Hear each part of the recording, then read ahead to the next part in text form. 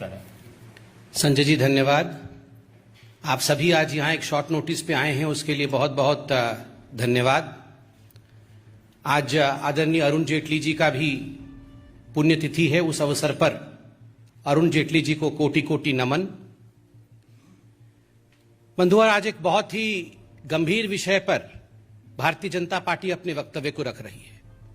आप सभी ने देखा होगा, कुछ एक घंटे पहले भारतीय जनता पार्टी के यशस्वी राष्ट्रीय अध्यक्ष आदरणीय जेपी नड्डा जी ने 2 ट्वीट किया है।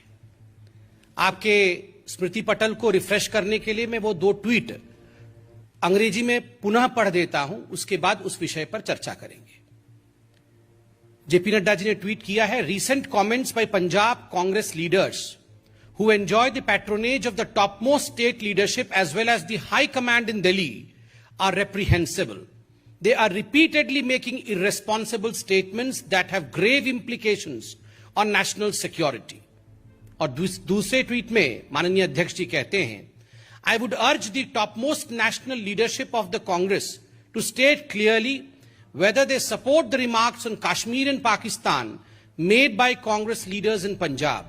Silence on the matter will be seen as implicit support to such objectionable remarks. मित्रों, आप सभी जानते हैं कि किस प्रकार से पंजाब में कांग्रेस पार्टी में फूट पड़ी हुई है और किस प्रकार से वहां आंतरिक राजनीति हो रही है। वह उनका व्यक्तिगत विषय है, उसमें हमें कोई आपत्ति नहीं है। मगर दुख इस बात का है कि राष्ट्रीय सुरक्षा को लेकर, नेशनल सिक्योरिटी को लेकर जिस प्रकार से कांग्रेस पार्टी और कांग्रेस पार्टी के बड़े नेता समय समय पर खिलवाड़ करते हैं, यह काफी चिंता का विषय है। जो 2 कमेंट आए हैं परसों नवजोत सिंह सिद्धू के एडवाइजर्स द्वारा, वह बहुत ही चिंताजनक है। नवजोत सिंह सिद्धू कांग्रेस के नवनिर्वाचित प्रदेश कांग्रेस अध्यक्ष हैं और उनके 2 एडवाइजर्स, एक डॉक्टर प्यारेलाल गर्ग और दूसरे मालविंदर सिंह माली, इन दोनों ने बहुत ही विवादित बयान दिया है। उस बयान को लेकर मैं आपके सामने आया हूं, जिसके विषय में राष्ट्रीय अध्यक्ष माननीय जगत प्रकाश नड्डा जी ने भी अपने ट्वीट में कहा है। मालविंदर सिंह माली जी का कहना है कि जो जम्मू कश्मीर है वो हिंदुस्तान का इंटीग्रल पार्ट नहीं है, वो भारत का अभिन्न अंग ही नहीं है। Jammu Kashmir Kashmir is not a part of India and India is an illegal occupant of Kashmir. Congress party के एक बड़े नेता का, जो कि एडवाइजर है कांग्रेस के अध्यक्ष के पंजाब में, उनका मानना है कि कश्मीर भारत का हिस्सा नहीं है और वो सीरीज ऑफ फेसबुक पोस्ट डालते हैं। मैं वो पोस्ट आपको पढ़ के सुनाना चाहूंगा। Kashmir is a country of Kashmiri people, just like 2 new countries, India and Pakistan, were founded in 1947 on 2 pieces of Punjab and Bengal. Similarly, on the rules of United Nations Organization, by violating the decisions of Kashmir alliance with India, Kashmir has been divided into 2 parts of the country. First Pakistan and now India has illegal occupation. Second Facebook posting, if Kashmir was part of India like other states of the country, then what was the agreement made with King Hari Singh of Kashmir on 1947? Question mark. Third, what was the meaning of Article 370 and 35A, which gave special status to Kashmir in Constitution of India? Next question, why was Kashmir issue taken to the United Nations Organization and what resolution was passed to resolve the dispute that India and Pakistan agreed to implement? ऐसे बहुत सारे सवाल, बहुत सारे देश की सुरक्षा के साथ खिलवाड़ करने वाले सवाल कांग्रेस पार्टी के दिग्गज नेता और नवजोत सिंह सिद्धू के एडवाइजर पूछते हैं। आप सोचिए जरा सवाल कैसे। वो कहते हैं कि जम्मू कश्मीर एक अलग कंट्री है और भारतवर्ष उसका इलीगल ऑक्यूपेंट। वो कहते हैं ये पूरा मसला तो यूनाइटेड नेशन ऑर्गेनाइजेशन में गया था, यूएन का काम उसे सॉल्व करने का है, ये इंडिया उसको किस प्रकार से इलीगल ऑक्यूपेंट बन के बैठी हुई। बंधुगण, जवाहरलाल नेहरू जी ने जो गलती की थी यूनाइटेड नेशन में कश्मीर के मसले को लेकर के, आज तक कांग्रेस पार्टी जवाहरलाल नेहरू जी के उस गलती के साथ खड़ी है और दुख के साथ हमें कहना पड़ रहा है और हमारे राष्ट्रीय अध्यक्ष जी ने इस विषय पर सवाल उठाया है कि इस प्रकार की पोस्टिंग डाली जाएगी कि यूनाइटेड नेशन अब डिसाइड करे कि जम्मू कश्मीर किसका है। ये किस प्रकार की घिनौनी बातें कांग्रेस पार्टी के लीडर करते हैं। आर्टिकल 370 और आर्टिकल 35A के बारे में आपने सवाल पूछा है और मैं बताना चाहूंगा, और अध्यक्ष जी ने बिल्कुल सही कहा है, इसमें जो कांग्रेस का आला कमान है, जो हाई कमांड है, कांग्रेस के जो बड़े नेता हैं, वो सब इसमें सम्मिलित हैं। ये केवल एडवाइजर ऐसा कह ही नहीं सकता है। जब तक कि सोनिया जी और राहुल जी की हामी नहीं होगी तब तक ये कांग्रेस के बाकी लोग कह ही नहीं सकते। कहीं ना कहीं आप याद करिए, जिस दिन अमित शाह जी तत्कालीन उस समय गृह मंत्री और उस समय जब आर्टिकल 370 को एब्रोगेट करने के लिए वो खड़े हुए थे कागज लेके, तुरंत उनके खड़े होते ही अधीर रंजन चौधरी LOP वो खड़े हो जाते हैं और वो तुरंत कहते हैं कि क्या आपने पाकिस्तान से परमिशन लिया? ये तो बायलैटरल इशू है, आर्टिकल 370 इंडियन पार्लियामेंट में अकेले आप कैसे इसको एब्रोगेट कर सकते हैं? उस समय गृहमंत्री के नाते अमित शाह जी ने इस पे सवाल उठाया था कि आखिर आप ऐसे कह कैसे सकते हैं। और ये सब कुछ सोनिया जी के इशारा पे हुआ था। याद करिए, अधीर रंजन चौधरी जी के ठीक पीछे सोनिया जी बैठी थी, आगे सोनिया जी बैठी थी, इशारा कर रही थी पीछे मुड़ करके। और आज जिस प्रकार से एडवाइजर्स ने ये कहा है, ये सारे तार जुड़ जाते हैं कि कांग्रेस पार्टी आर्टिकल 370, 35A और कश्मीर को लेकर किस प्रकार की डिविजिव सोच रखती है, एंटी इंडिया सोच रखती है, यह स्पष्ट होता है। जो दूसरे एडवाइजर हैं उनका नाम प्यारेलाल गर्ग है और डॉक्टर प्यारेलाल गर्ग का कहना है कि पंजाब में अगर इलेक्शन जीतना है तो किसी को भी पाकिस्तान का आलोचना नहीं करना चाहिए, पाकिस्तान की क्रिटिसिज्म नहीं करना चाहिए और पाकिस्तान के विरोध में नहीं बोलना चाहिए। कमाल की बात है, ऐसा भी कोई सोच सकता है कि पाकिस्तान के विरोध में मत बोलिए हमारे देश में? ये एडवाइजर खाते यहां का है मगर गाते वहां का है, खाते हिंदुस्तान का है और गाते पाकिस्तान का है। आप इंडिया में रह के पाकिस्तान की बुराई मत करिए, पाकिस्तान को आईना मत दिखाइए, उसकी क्रिटिसिज्म मत करिए, वरना आपको नुकसान हो जाएगा। ये किस प्रकार की बात है? और बिल्कुल मैं याद दिला दूं, जैसा नेता वैसा एडवाइजर, ये सिद्धू साहब ने ही उनसे बुलवाया है।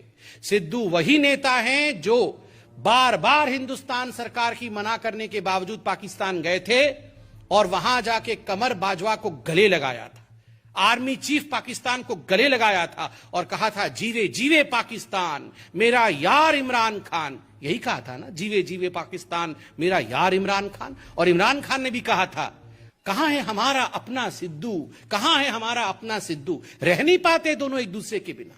शक होता है कभी कभी, किसने बनाया है सिद्धू जी को अध्यक्ष? कांग्रेस ने बनाया है या किसी और ने बनाया है? यह भी शक होता है।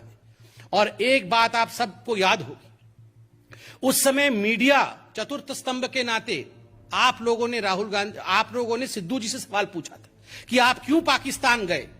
तो सिद्धू जी ने कहा था, मेरा कैप्टन अमरिंदर सिंह नहीं है, मेरा कैप्टन राहुल गांधी है और जो राहुल गांधी कहेंगे वही मैं करूंगा। आज माननीय अध्यक्ष जेपी नड्डा जी ने यही पूछा है कि ये जो साइलेंस है, ये जो चुप्पी है राहुल गांधी जी की, ये जो चुप्पी है सोनिया गांधी जी की, ये क्यों है? और आज हम चाहते हैं कि अगर सिद्धू जी के कैप्टन राहुल गांधी, सिद्धू जी राहुल गांधी के कहने पर पाकिस्तान गए थे, कमर बाजवा को गले लगाया था, जीवे जीवे पाकिस्तान कहा था, आज नड्डा जी भी ये जानना चाहते हैं कि क्या राहुल जी के कहने पर ही ये एडवाइजर्स नियुक्त किए गए थे?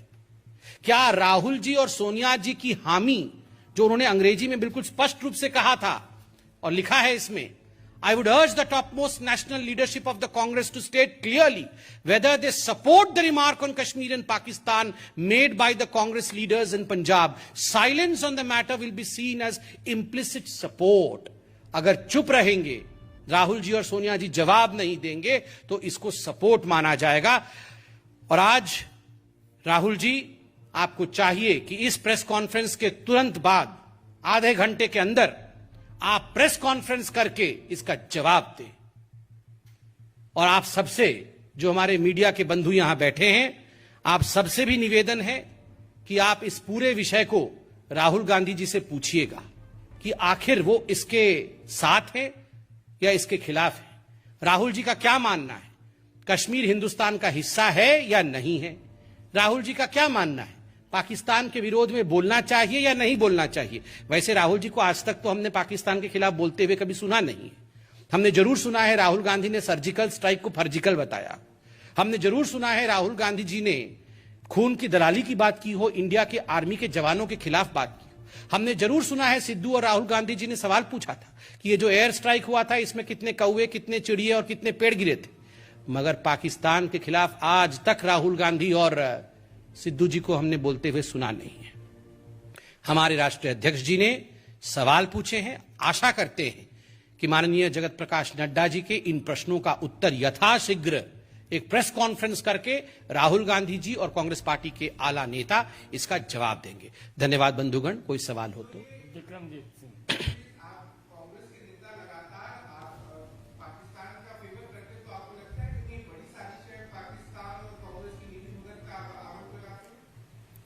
देखिए, once a mistake can be a mistake, twice a mistake may be a coincidence, but a repeated mistake is always a conspiracy, never a coincidence. जब एक ही गलती बार बार हो तो वो कॉन्स्पिरेसी होती है, वो षड्यंत्र होता है। और हर बार हमने देखा है ये गलतियां जो कांग्रेस पार्टी की हो रही है वो सोची समझी तरीके से, सोचे समझे तरीके से हो रहा है, गलती के रूप में नहीं हो रही। सर्जिकल स्ट्राइक इंडिया की आर्मी करती है तो उस पर सवाल उठा देना, जब एयर स्ट्राइक करती है तो उस पर सवाल उठा देना, इंडिया की आर्मी को सड़क का गुंडा कह देना, आर्मी चीफ को। आप देखिए, इंडिया के 100 रुपए प्रश्न चिन्ह लगाना, पाकिस्तान के विरोध में न कहना, इसकी हिदायत देना, कश्मीर को लेकर अनुच्छेद 370 35A, अब कश्मीर के को लेकर स्वतंत्रता की डिमांड कर देना, ये सारी चीजें ये गलती नहीं है, ये तो महापाप है। और केवल पाकिस्तान ही नहीं, चाइना में जाके MOU करना, पाकिस्तान के लिए इस प्रकार के बयान देना, ये बहुत बड़ा षड्यंत्र है, बहुत ही बड़ा षड्यंत्र है। विनीत, TV 18।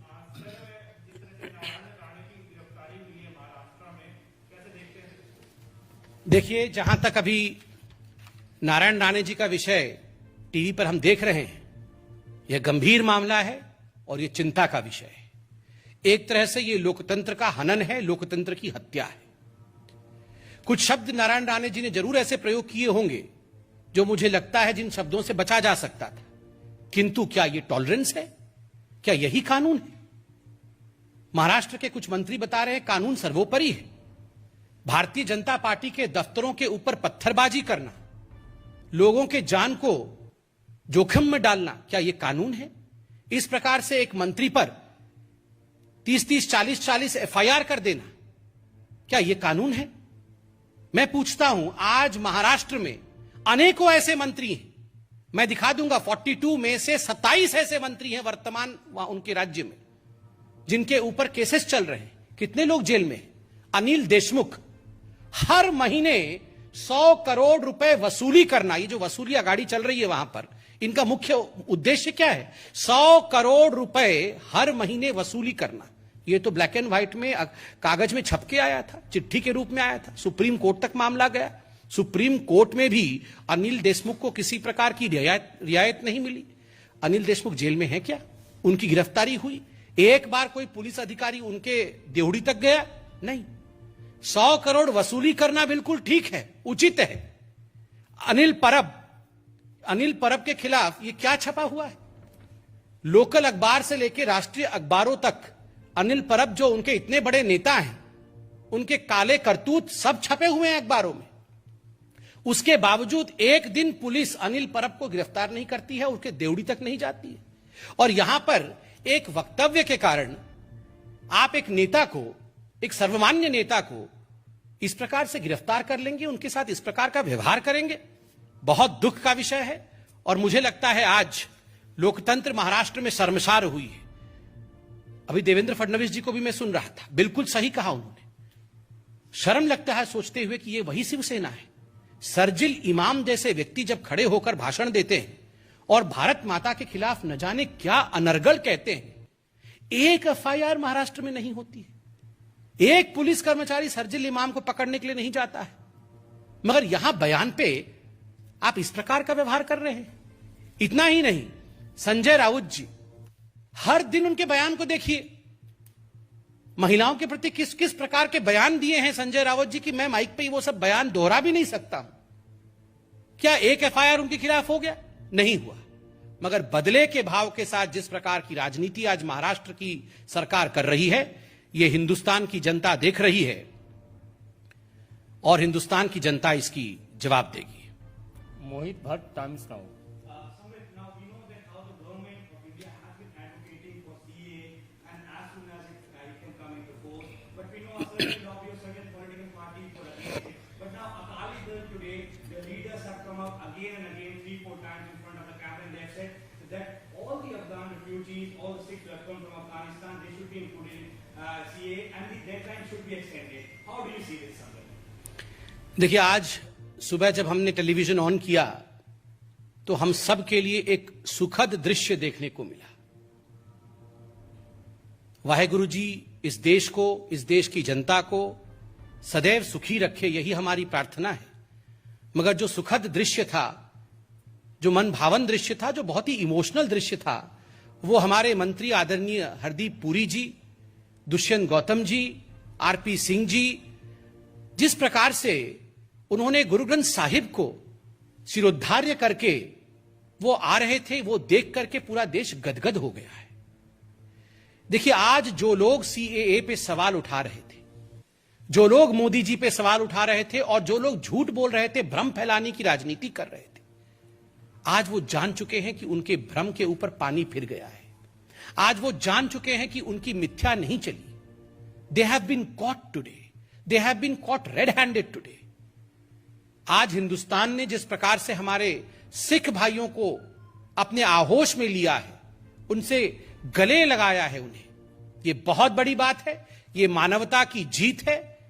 जैसे अफगानिस्तान से हमारे बंधु आ रहे हैं और उनको जिस प्रकार से हिंदुस्तान शरण दे रहा है, यह अपने आप में बहुत बड़ी बात है। और मुझे लगता है जिन लोगों ने सीएए के नाम पे हिंदुस्तान में लोगों को भड़काने की कोशिश की, आज उन्हें शर्मसार होना चाहिए। They should be ashamed of whatever they have done. They had tried to instigate the people of the country, but we are all aware and awake today. TV9 Amod Rai.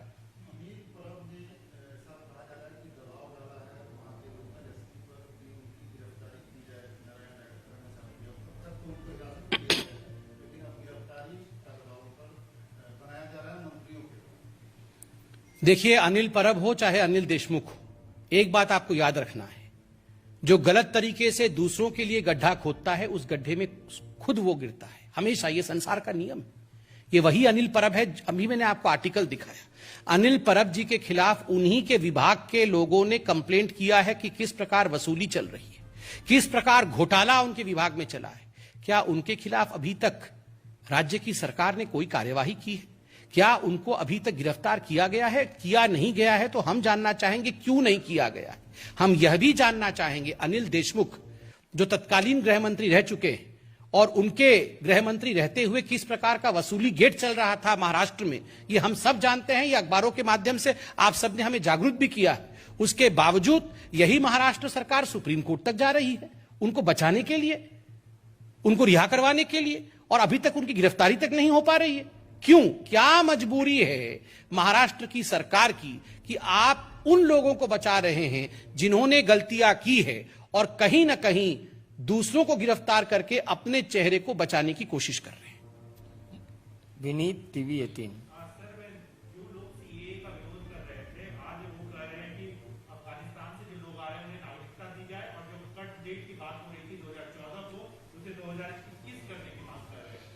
देखिए, अभी सीए पे मैंने जवाब दिया है डिटेल पे, लगता है वही ठीक है। बहुत बहुत धन्यवाद।